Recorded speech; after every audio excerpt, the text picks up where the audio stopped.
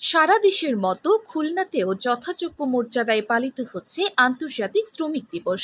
প্রতিপাদ্য শ্রমিক মালিক এক হয়ে গর্ব এদেশ নতুন করে। তবে রঙিন ব্যানার, শোভাযাত্রা আর বক্তৃতারই আনুষ্ঠানিকতা কতটা বাস্তব প্রতিফলন ঘটায় শ্রমিকের জীবনে? আজ সকাল 10টায় খুলনা রেলওয়ে স্টেশন চত্বর থেকে বর্ণাঢ্য শোভাযাত্রা শুরু হয়ে জেলা শিল্পকলা একাডেমিতে গিয়ে শেষ হয়। পরে অনুষ্ঠিত হয় আলোচনা সভা, যেখানে প্রধান অতিথি হিসেবে উপস্থিত ছিলেন খুলনার বিভাগীয় কমিশনার মোহাম্মদ ফিরোজ সরকার। শ্রমিকের মর্যাদা, অধিকার এবং দেশের উন্নয়নে তাদের ভূমিকা নিয়ে নানা ইতিবাচক কথা বলেন বক্তারা। বিকেল 3টায় খালিশপুর লিবার্টি চত্বরে মহানগর ও জেলা শ্রমিক দলের উদ্যোগে অনুষ্ঠিত হতে যাচ্ছে শ্রমিক জনতার বিশাল সমাবেশ। এতে বক্তব্য রাখবেন বিএনপির কেন্দ্রীয় ছাত্র বিষয়ক সম্পাদক রকিবুল ইসলাম বকুল। তবে মাঠের বাস্তবতা কি সমান রঙিন? খুলনার বিভিন্ন মিল কারখানায় কাজ করা শ্রমিকদের অনেকেই এখনো পান না ন্যায্য মজুরি।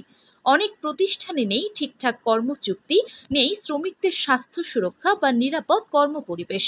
অনেকেই কাজ করেন দৈনিক মজুরিতে, কোনো সামাজিক সুরক্ষা ছাড়াই। শ্রমিক ইউনিয়ন গঠনের অধিকার থাকলেও বাস্তবে সেই সংগঠন অনেক সময় মালিকপক্ষের চাপ বা রাজনৈতিক প্রভাবের কারণে কার্যকর হয় না।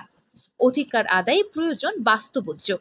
বিশেষজ্ঞরা মনে করেন, শ্রমিকের অধিকার নিশ্চিত করতে হলে কেবল দিবস পালনের মধ্যে সীমাবদ্ধ থাকলে চলবে না।